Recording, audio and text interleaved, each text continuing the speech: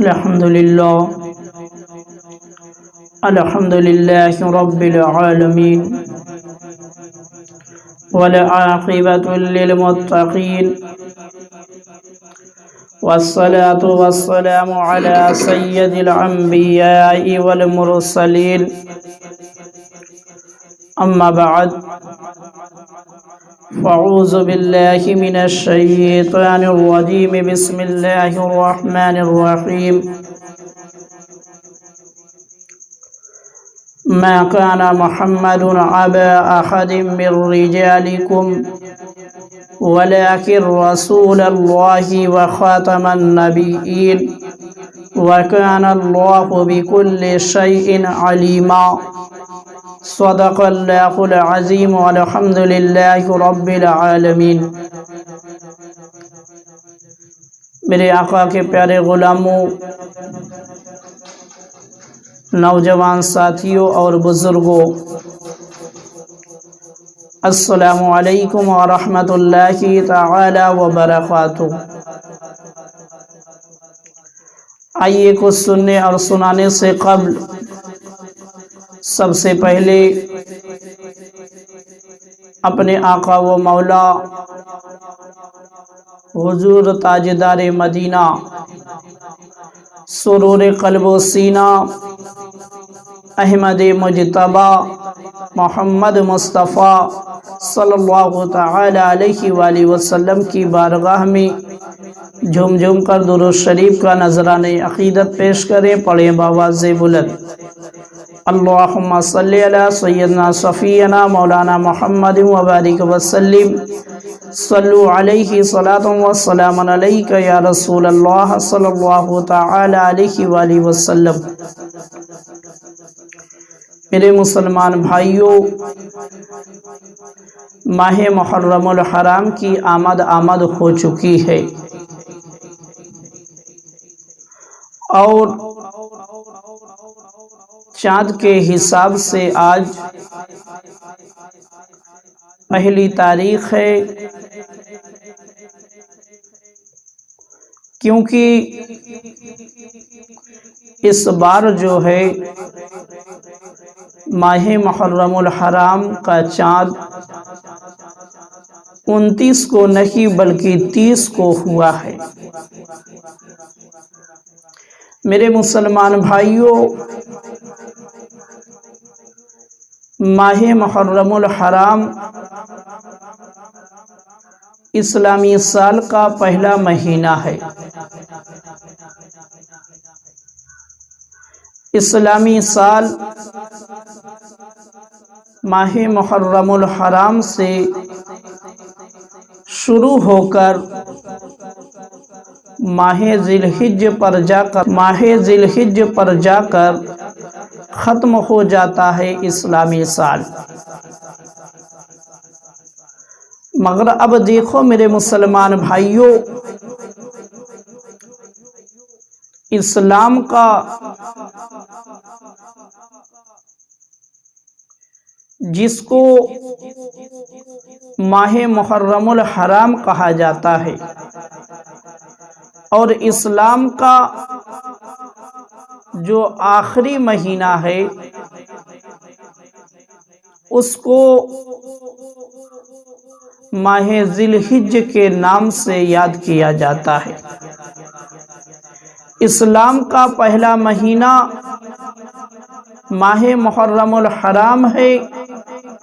اور اسلام کا آخری مہینہ ماہ ذی الحجہ ہے۔ اب ذرا آپ غور کریں تو آپ کے سامنے نتیجہ یہ آئے گا کہ اسلامی سال جو ہے قربانی سے شروع ہو کر قربانی پر ہی جا کر اسلامی سال قربانی پر ہی جا کر ختم ہو جاتا ہے۔ تو میرے مسلمان بھائیوں، ماہ ذی الحجہ کے اندر جو ہے حضرت ابراہیم علیہ السلام نے اپنے بیٹے حضرت اسماعیل علیہ السلام کی قربانی رب کی رضا کے لیے، رب کو راضی کرنے کے لیے، اللہ کے حکم پر عمل کرنے کے لیے قربان کیا تھا، تو ماہ محرم الحرام کے اندر حضرت امام حسین رضی اللہ تعالی عنہ نے اپنی اولاد تو اپنی اولاد، اپنے تمام گھر والوں کو اور دوست و احباب کو اللہ کی رضا کے لیے کربلا کے میدان میں اللہ کی راہ میں قربان کر دیا، اور آخر میں خود بھی اللہ کی راہ میں قربان ہو گئے۔ تو میرے مسلمان بھائیوں، اب نتیجہ یہ نکلا کہ جب ہم اسلامی سال سے سبق لیں گے تو سبق یہی ملتا ہے کہ مسلمان کو یہ چاہیے کہ ہر وقت جو ہے اللہ کی رضا کے لیے، اللہ کو راضی کرنے کے لیے، اللہ کے حکم پر عمل کرنے کے لیے جب بھی موقع آئے فوراً اپنے آپ کو قربان کر دے۔ تو میرے مسلمان بھائیوں، خطبہ مسنونہ کے بعد میں نے جس آیت کریمہ کی تلاوت کرنے کا شرف حاصل کیا ہے، اس آیت کریمہ کے متعلق آج میں کچھ بات جو ہے آپ کے سامنے پیش کروں گا۔ نبی کریم صلی اللہ تعالی علیہ وآلہ وسلم کو اللہ پاک کا آخری نبی ماننا اسلام کا بنیادی عقیدہ ہے۔ نبی کریم صلی اللہ تعالی علیہ وآلہ وسلم کو اللہ پاک کا آخری نبی ماننا اسلام کا بنیادی عقیدہ ہے۔ حضور صلی اللہ تعالی علیہ وآلہ وسلم کے بعد کسی طرح کا کوئی نیا نبی، کسی طرح کا کوئی نیا نبی و رسول نہ آیا ہے اور نہ آئے گا۔ کسی بھی طرح کا کوئی نبی نہ رسول آیا ہے ہمارے نبی کے بعد، اور نہ آئے گا اور نہ آ سکتا ہے۔ یہاں تک کہ حضرت سیدنا عیسیٰ علیہ السلام بھی قیامت کے نزدیک جب تشریف لائیں گے تو ثابت وصف نبوت و رسالت سے متصف ہونے کے باوجود وہ اپنی شریعت کی تبلیغ کرنے کے بجائے ہمارے رسول صلی اللہ تعالی علیہ وآلہ وسلم کے نائب و امتی کی حیثیت سے تشریف لائیں گے۔ حضرت عیسیٰ علیہ السلام ہم سب کے آقا سرکار دو عالم صلی اللہ تعالی علیہ وآلہ وسلم کے نائب وہ امتی کی حیثیت سے آپ جو ہے قرب قیامت تشریف لائیں گے۔ تو میرے مسلمان بھائیوں، معلوم یہ ہوا کہ ہم سب کے آقا سرکار دو عالم صلی اللہ تعالی علیہ وآلہ وسلم آخری نبی ہیں، اور آپ کے بعد اب کوئی نبی نہیں آئے گا۔ اور اس عقیدے کی وضاحت جو ہے اللہ تعالیٰ نے قرآن مجید کے اندر بہت سے مقامات پر کی ہے۔ اللہ تعالیٰ نے قرآن مجید کے اندر ارشاد فرمایا، ما کان محمد ابا احد من رجالکم ولکن رسول اللہ وخاتم النبیین وکان اللہ بکل شیء علیما۔ یعنی محمد تمہارے مردوں میں سے کسی کے باپ نہیں ہے، محمد تمہارے مردوں میں سے کسی کے باپ نہیں ہیں، لیکن اللہ کے رسول ہیں اور سب نبیوں کے آخر میں تشریف لانے والے ہیں، اور اللہ سب کچھ جاننے والا ہے۔ اب دیکھو میرے مسلمان بھائیوں، اس آیت کریمہ سے واضح ہو گیا کہ حضرت محمد مصطفیٰ صلی اللہ تعالی علیہ وآلہ وسلم آخری نبی ہیں، آخری نبی ہیں۔ اس آیت کریمہ سے یہ واضح ہو گیا کہ اب آپ کے بعد، یعنی ہم سب کے آقا سرکار دو عالم صلی اللہ تعالی علیہ وآلہ وسلم کے بعد کوئی نبی نہیں آئے گا، کوئی نبی نہیں آئے گا، اور نبوت آپ پر ختم ہو گئی۔ نبوت کا جو دروازہ تھا وہ آپ پر بند ہو چکا ہے، اب کسی کو نبوت نہیں ملے گی۔ آپ آخری نبی بن کر جو ہے تشریف لا چکے ہیں، اور آپ کی نبوت کے بعد، حضور کی نبوت کے بعد کسی کو نبوت نہیں مل سکتی، حتیٰ کہ جب حضرت عیسیٰ علیہ السلام نازل ہوں گے، قرب قیامت حضرت عیسیٰ علیہ السلام تشریف لائیں گے، تو اگرچہ نبوت پہلے پا چکے ہیں، حضرت عیسیٰ علیہ السلام نبوت پہلے پا چکے ہیں، مگر نزول کے بعد، یعنی تشریف جب لائیں گے،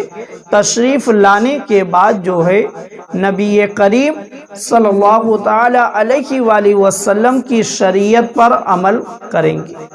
یعنی میرے آقا کی شریعت پر ہی حضرت عیسیٰ علیہ السلام عمل کریں گے نزول کے بعد۔ نزول کے بعد آپ نے تو نبوت کا جو مقام تھا پہلے پا لیا ہے، مگر جب قرب قیامت آپ تشریف لائیں گے تو تشریف لانے کے بعد جو ہے ہم سب کے آقا سرکار دو عالم صلی اللہ تعالی علیہ وآلہ وسلم کی شریعت پر عمل کریں گے، اور ہمارے آقا ہی کی شریعت پر حکم کریں گے، یعنی جو آپ فرمائیں گے، بتائیں گے، جو شریعت محمدی میں ہے اسی کو آپ بتائیں گے، اسی کو آپ پھیلائیں گے۔ اور یہاں تک کہ میرے آقا سرکار دو عالم صلی اللہ تعالی علیہ وآلہ وسلم کا جو قبلہ ہے، یعنی خانہ کعبہ کی طرف ہم اور آپ جو نماز پڑھتے ہیں منہ کر کے، اسی طرف، اسی قبلے پر بھی حضرت عیسیٰ علیہ السلام نماز پڑھیں گے، حضرت عیسیٰ علیہ السلام نماز پڑھیں گے۔ اب دیکھو میرے مسلمان بھائیوں،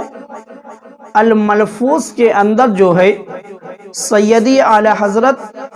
امام احمد رضا خان فاضل بریلوی علیہ الرحمت و رضوان نے فرمایا ہے کہ اکابر ائمہ کشف، یعنی اکابر ائمہ کشف نے فرمایا ہے کہ میرے سیدی اعلی حضرت فرماتے ہیں کہ اکابر ائمہ کشف نے فرمایا ہے کہ چشمہ شریعت کبریٰ سے، چشمہ شریعت کبریٰ یعنی ہم سب کے آقا سرکار دو عالم صلی اللہ تعالی علیہ وآلہ وسلم سے بہت نہریں نکلی، میرے آقا سے بہت نہریں نکلی اور تھوڑی تھوڑی دور جا کر خشک ہو گئی، یعنی میرے آقا سرکار دو عالم صلی اللہ تعالی علیہ وآلہ وسلم کا جو طریقہ تھا، جو فرمان تھا، جو عمل تھا، اس کو لے کر جو ہے بہت سے لوگ نکلے، اور بہت سے لوگ جب نکلے اور یہ چشمہ شریعت کبریٰ سے جو نہریں نکلی تھی، بہت ہی نہریں نکلی، مگر سیدی اعلی حضرت فرماتے ہیں کہ ائمہ کشف نے یہ فرمایا ہے کہ اور نہریں جو نکلی تھی، کئی نہریں جو نکلی تھی وہ کچھ دور جانے کے بعد خشک ہو گئی۔ اب میرے سیدی اعلی حضرت فرماتے ہیں مگر مذاہب اربع کی چاروں نہریں، مذاہب اربع کی چاروں نہریں خوش و آب و تاب کے ساتھ، نہریں جوش و آب و تاب کے ساتھ۔ سیدی اعلیٰ حضرت فرماتے ہیں مگر مذاہب اربع کی چاروں نہریں جوش و آب و تاب کے ساتھ بہت دور تک بہیں، بہت دور تک بہیں، آخر میں جا کر وہ تین نہریں بھی، آخر میں جا کر وہ تین نہریں بھی تھم گئی۔ یعنی چار نہریں جو نکلی تھی اور بہت دور تک گئی تھی، ان چار نہروں میں تین نہریں جو ہیں کچھ دور جا کر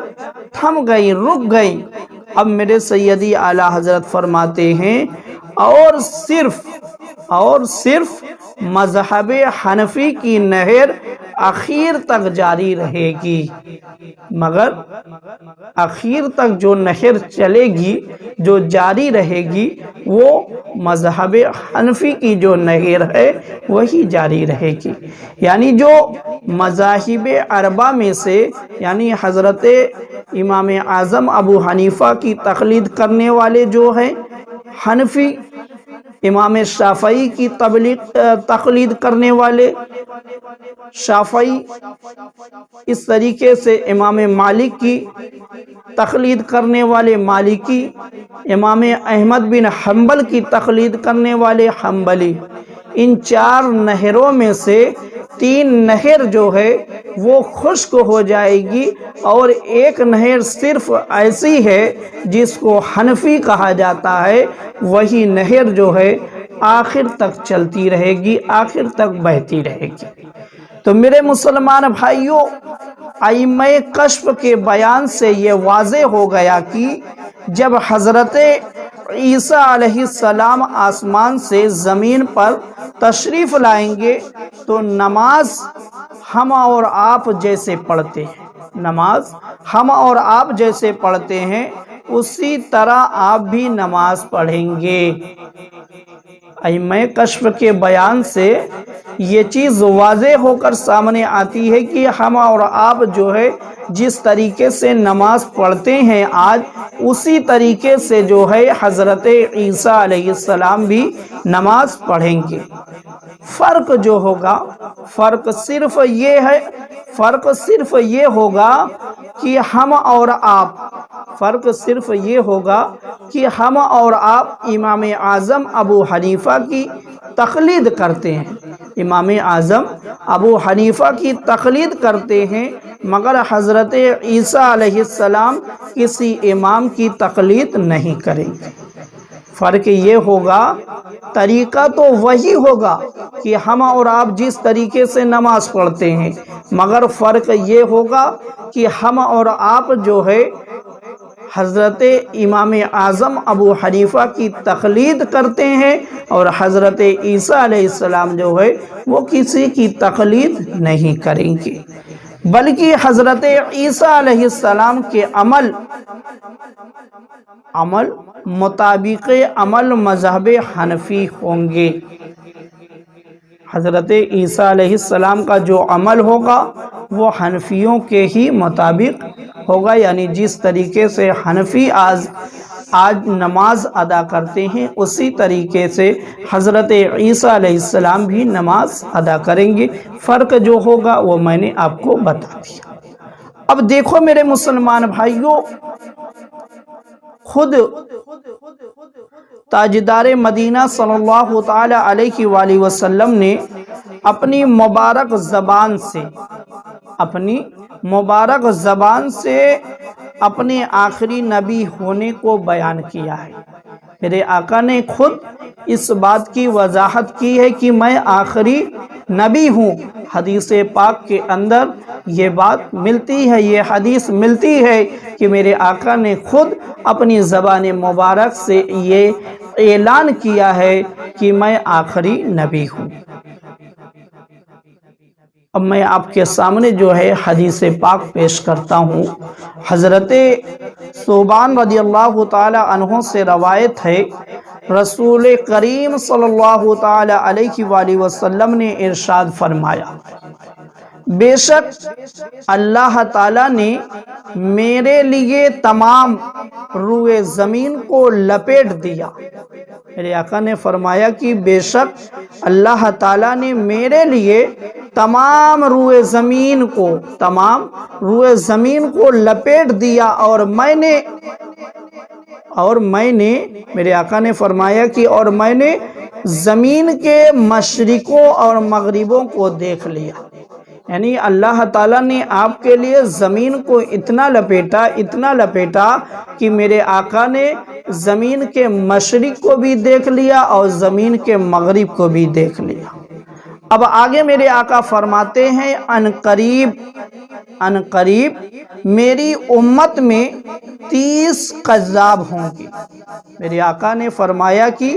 میری امت میں 30 کذاب ہوں گے، یعنی جھوٹی نبوت کا دعویٰ کرنے والے،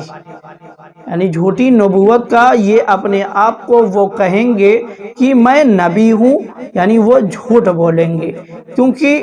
میرے آقا کے بعد نبوت کا جو دروازہ تھا وہ بند ہو گیا ہے۔ تو میرے آقا نے پہلے ہی بتا دیا کہ میرے بعد جو ہے 30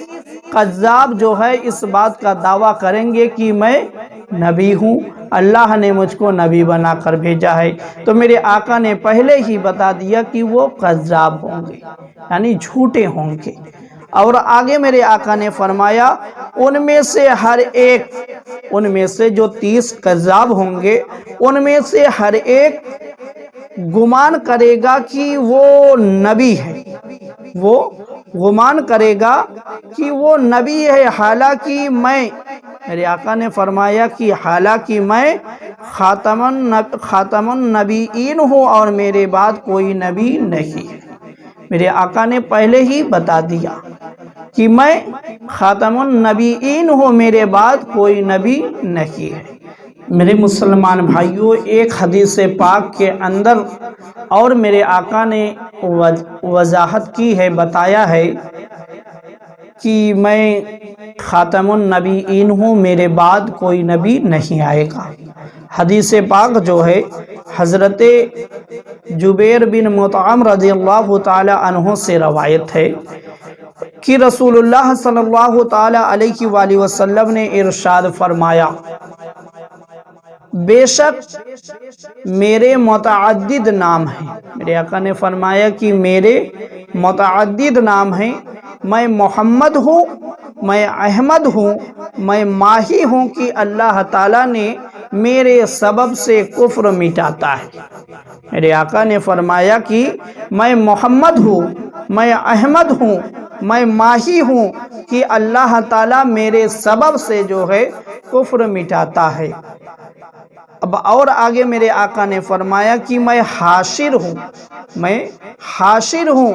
میرے قدموں پر لوگوں کا حشر ہوگا۔ میرے آقا نے فرمایا کہ میں حاشر ہوں، میرے ہی قدموں پر لوگوں کا حشر ہوگا۔ میں عاقب ہوں، اور عاقب وہ جس کے بعد کوئی نبی نہیں۔ تو میرے مسلمان بھائیوں،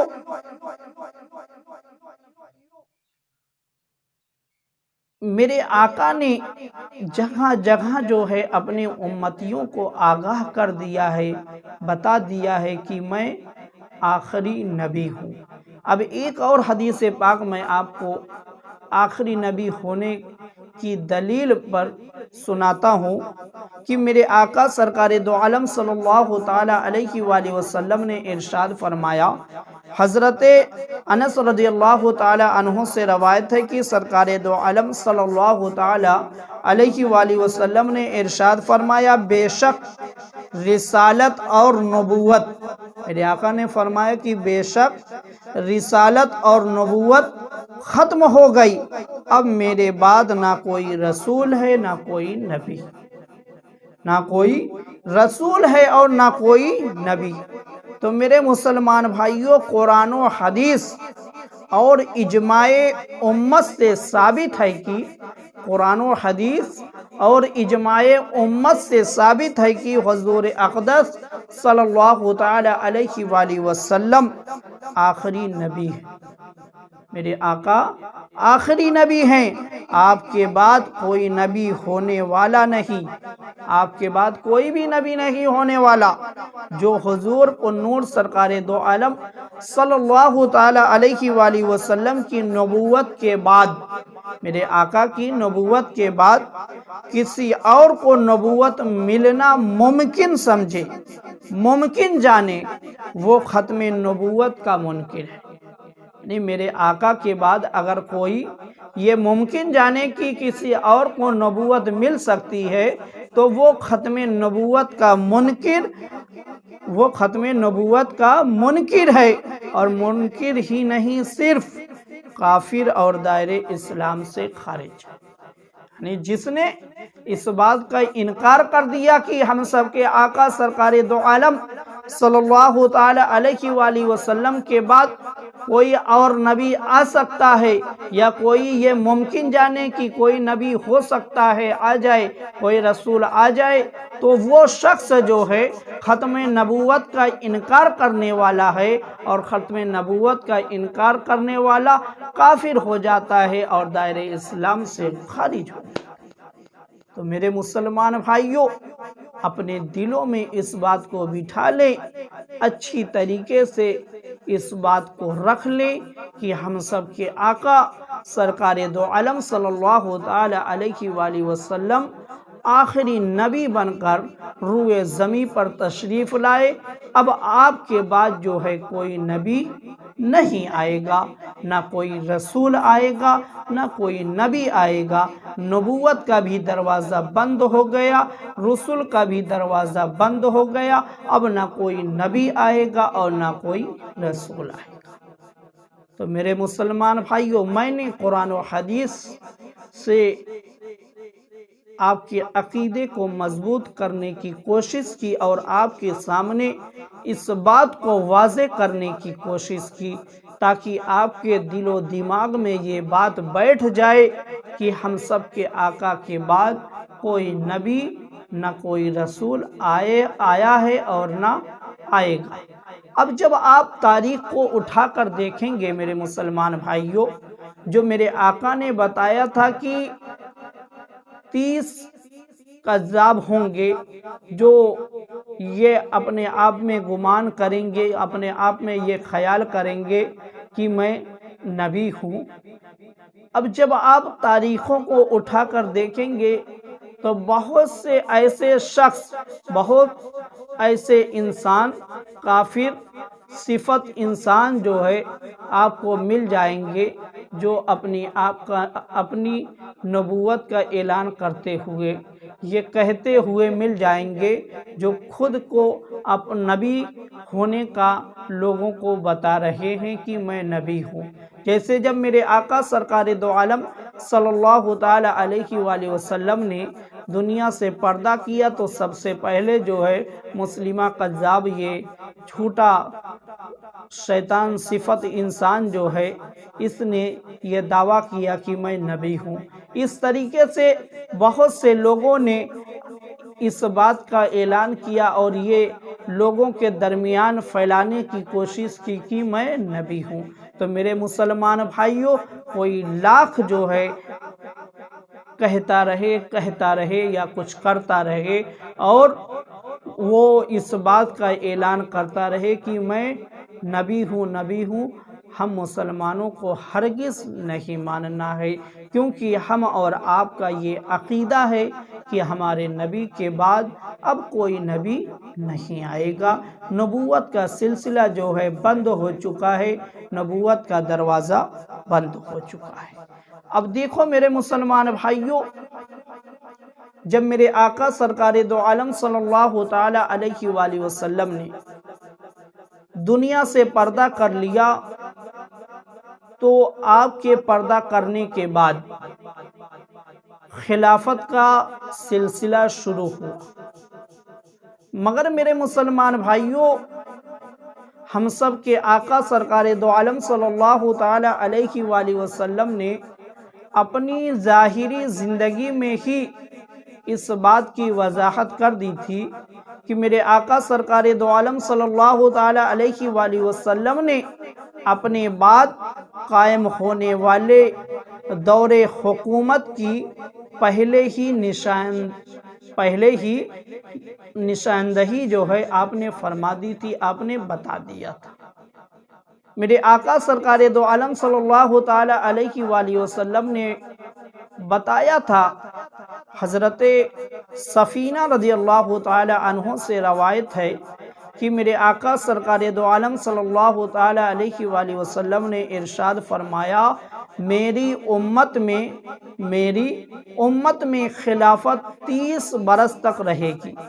میرے آقا نے بتایا کہ میری امت میں خلافت جو ہے 30 برس تک رہے گی، پھر اس کے بعد بادشاہت جو ہے شروع ہو جائے گی۔ اس کے بعد 30 برس کے بعد جو ہے بادشاہت شروع ہو جائے گی۔ اور ایک حدیث پاک میں ملتا ہے کہ میرے آقا نے بتایا کہ میرے بعد خلافت 30 برس تک رہے گی، پھر بادشاہت آ جائے گی۔ تو اب دیکھو میرے مسلمان بھائیوں، یہ خلافت کا جو زمانہ ہے، دور ہے،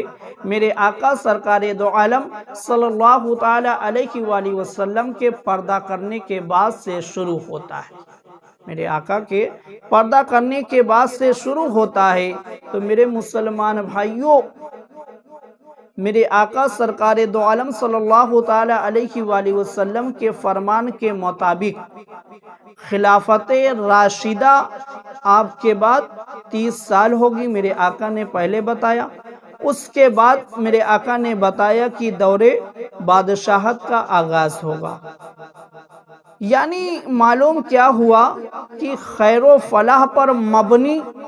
طرز حکومت بدل دیا جائے گا۔ یعنی جو دور حکومت خیر و فلاح پر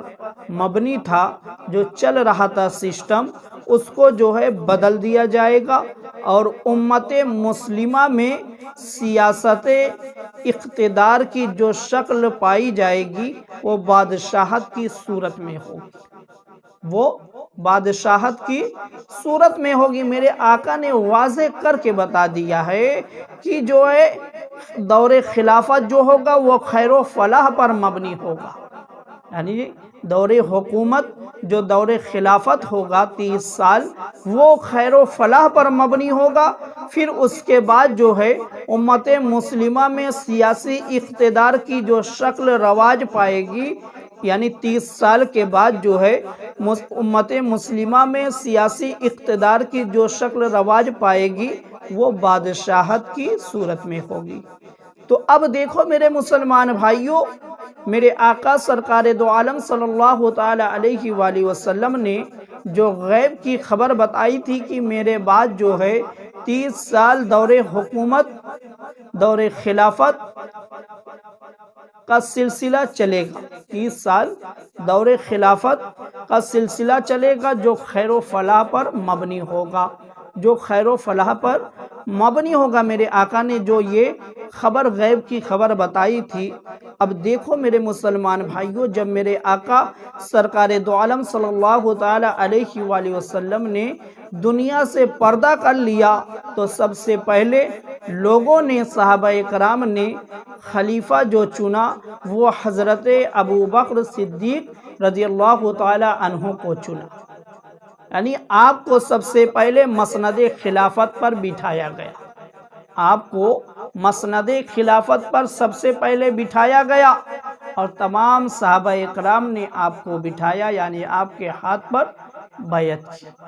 اب حضرت ابوبکر صدیق رضی اللہ تعالی عنہ نے 2 برس 3 ماہ 10 دن خلافت انجام دی۔ یعنی آپ نے 2 برس 3 ماہ 10 دن تک بہت ہی شاندار طریقے سے آپ نے خلافت کے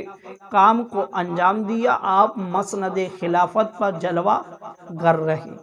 2 برس 3 ماہ 10 دن۔ پھر جب آپ نے بھی دنیا سے پردہ کر لیا، تو آپ کے بعد جو خلیفہ دوم ہوئے وہ حضرت عمر فاروق اعظم رضی اللہ تعالی عنہ، یعنی حضرت ابوبکر کے بعد عمر فاروق اعظم کو مسند خلافت پر بٹھایا گیا۔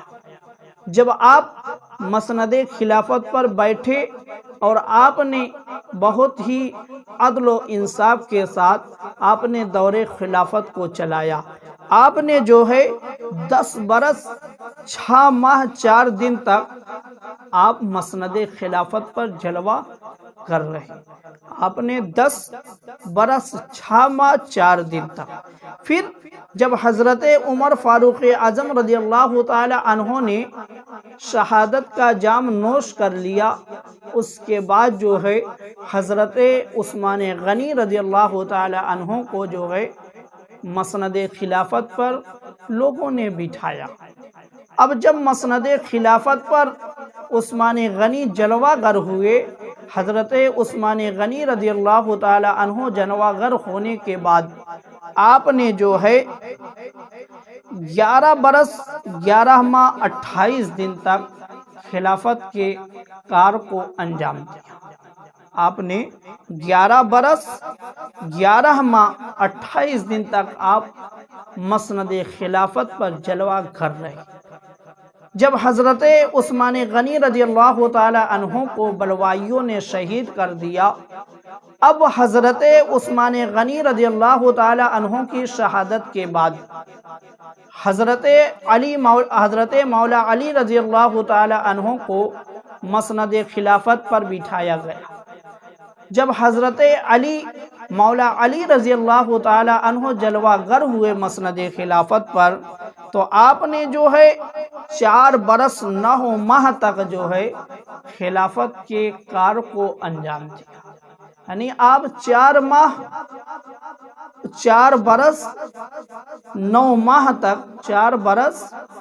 ماہ تک آپ نے بہت ہی عدل و انصاف کے ساتھ جو ہے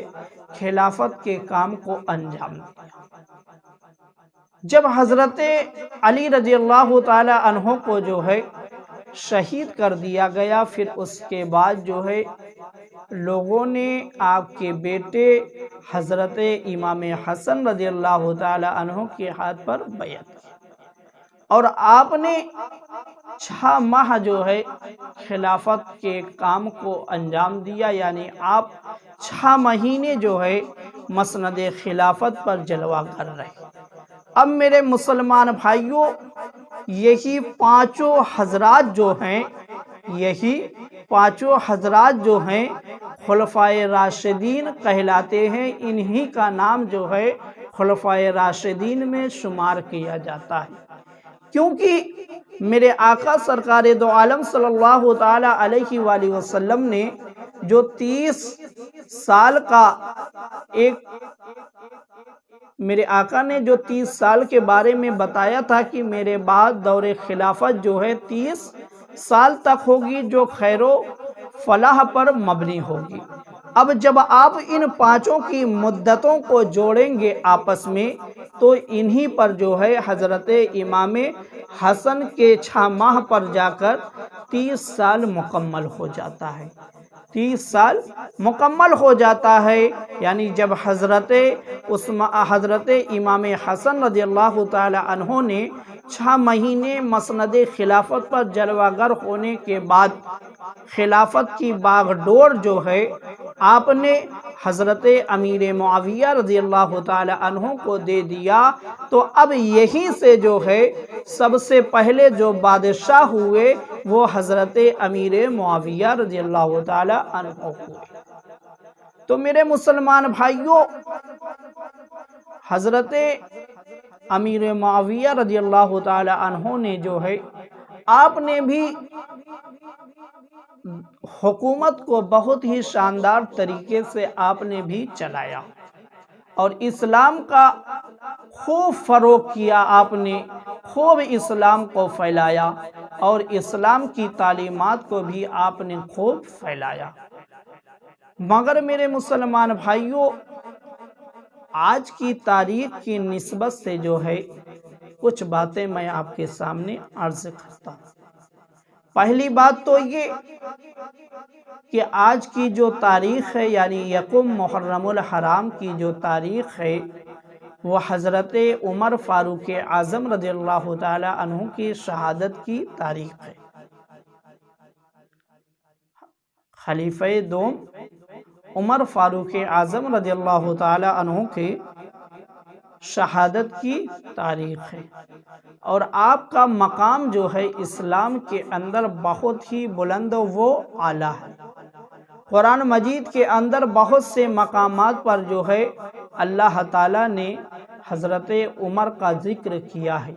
حدیث پاک کے اندر جو ہے ہم سب کے آقا سرکار دو عالم صلی اللہ تعالیٰ علیہ وآلہ وسلم نے بہت سے مقامات پر حضرت عمر کی شان، حضرت عمر کا مقام بتایا ہے،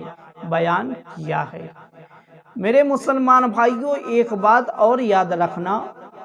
وہ یہ کہ تمام صحابہ کرام جو ہے میرے آقا کے در پر خود آئے، میرے آقا کے در پر خود چل کر آئے، مگر عمر کی ذات وہ ذات ہے جو عمر کی ذات وہ ذات ہے کہ جس کو میرے آقا نے رب سے مانگا ہے، میرے آقا نے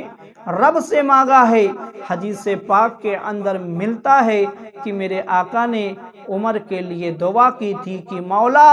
خاص طور سے جو ہے عمر کو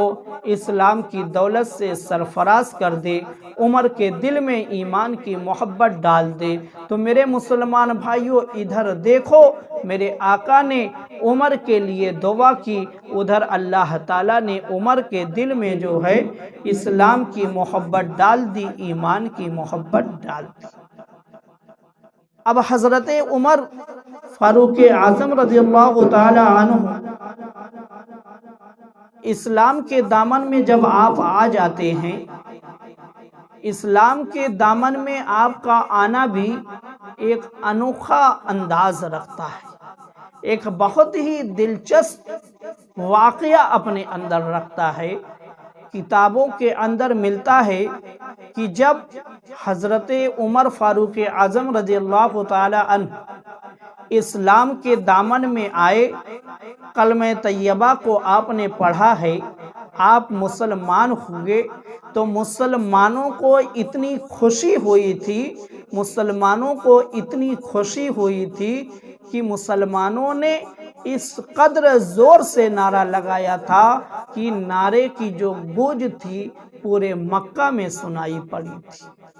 یعنی مکہ کے اندر اس نعرے کی گونج جو ہے پہنچ گئی تھی۔ مسلمانوں کو اتنی خوشی ہوئی تھی، اتنی خوشی ہوئی تھی عمر کے ایمان لانے سے کہ میرے مسلمان بھائیوں، ہر مسلمان جو ہے اب خوشی سے اس کا چہرہ جو ہے کھل اٹھا تھا۔ تو میرے مسلمان بھائیوں، اور یہ خوشی جو ہے صرف زمین والوں کو نہیں ہوئی تھی، یعنی صرف مسلمانوں کو ہی نہیں ہوئی تھی، بلکہ حدیث پاک کے اندر یہ ملتا ہے کہ جب عمر ایمان لائے، اسلام کے دامن میں آ گئے، تو ادھر جو ہے میرے آقا کی بارگاہ میں حضرت جبریل آ گئے، اور حضرت جبریل نے آ کے عرض کیا کہ یا رسول اللہ، اللہ تعالیٰ نے مجھ کو بھیجا ہے اور یہ حکم دیا ہے کہ اے جبریل جا کر میرے محبوب سے کہہ دو کہ جس طریقے سے زمین والے عمر کے ایمان لانے پر خوشی منا رہے ہیں، اسی طریقے سے آسمان والے بھی عمر کے ایمان لانے پر خوشی منا رہے ہیں۔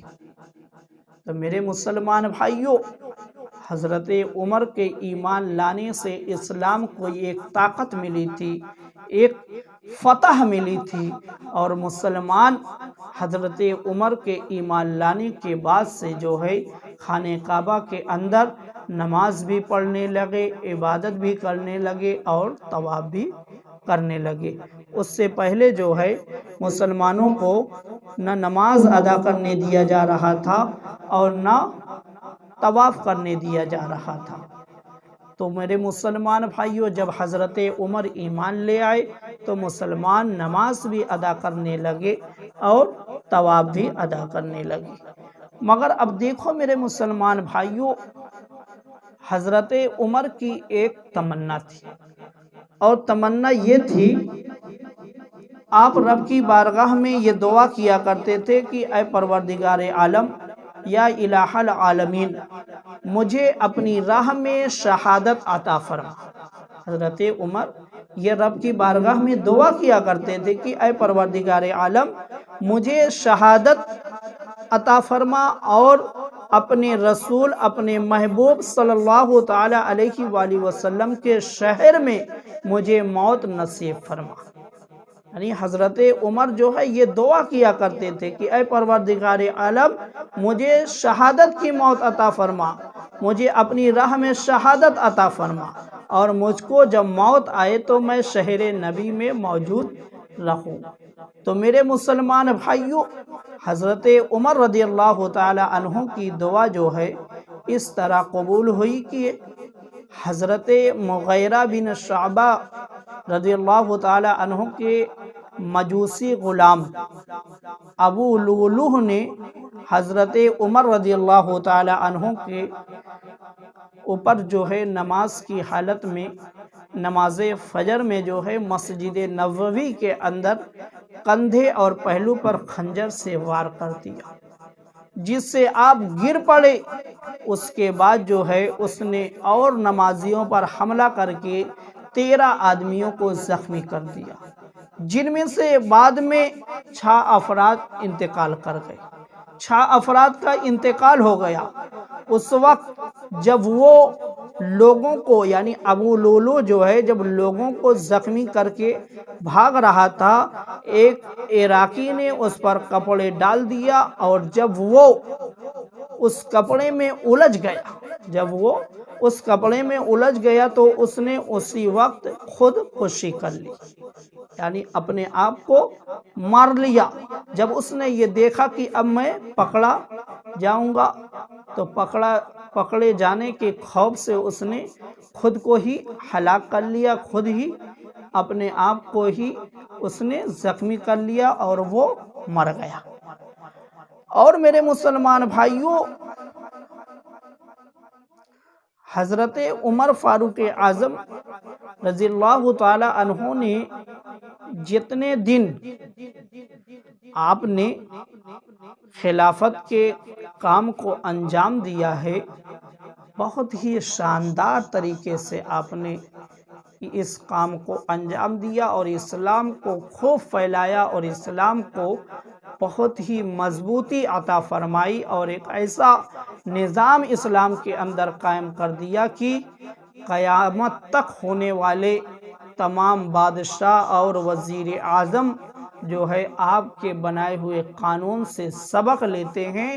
اور رہنمائی حاصل کرتے ہیں، کیونکہ حضرت عمر ہی وہ شخص ہیں جنہوں نے ایسا نظام بنا کر عطا کر دیا ہے، ایسا قانون بنا کر عطا کر دیا ہے کہ جس کے اندر جو ہے نہ غریبوں کے ساتھ نا انصافی ہو پائے گی اور نہ امیروں کے ساتھ نا انصافی ہو پائے گی، بلکہ جس کا جو حق ہے اس اسلامی قانون کے اعتبار سے اس کو وہ قانون حق دیتا ہے، اس کو وہ حق مل کر ہی رہے گا، کوئی بھی اس کے حق کو دبا نہیں سکتا۔ تو میرے مسلمان بھائیوں، بس ضرورت یہ ہے کہ ہم اور آپ جو ہے حضرت عمر فاروق اعظم رضی اللہ تعالی عنہ کی سیرت مبارکہ کو پڑھیں اور اس پر عمل کرنے کی کوشش کریں۔ حضرت عمر فاروق اعظم رضی اللہ تعالی عنہ نے 63 سال کی عمر میں وفات پائی، اور اسلام کو جو ہے ایک ایسے جانباز عاشق رسول کو کھونے کا جو ہے ہمیشہ افسوس رہے گا، ہمیشہ ایک نایاب ہیرا کھونے کا افسوس رہے گا، کیونکہ کچھ لوگ ایسے ہوتے ہیں جو صدیوں میں ایک بار پیدا ہوتے ہیں، مگر کچھ لوگ ایسے ہوتے ہیں جو صرف ایک بار پیدا ہوتے ہیں۔ حضرت عمر وہ ہیں کہ آپ کے بعد اب کوئی عمر جیسا روئے زمین پر نہ نظر آیا ہے اور نہ نظر آ سکتا ہے۔ تو میرے مسلمان بھائیوں، حضرت عمر وہ نایاب ہیرا تھے۔ میرے مسلمان بھائیوں، حضرت عمر فاروق اعظم کی سیرت کو جو ہے آپ ضرور پڑھیں اور اس پر عمل کرنے کی کوشش کریں۔ وآخر دعوانا ان الحمدللہ رب العالمین۔ السلام علیکم ورحمۃ اللہ وبرکاتہ۔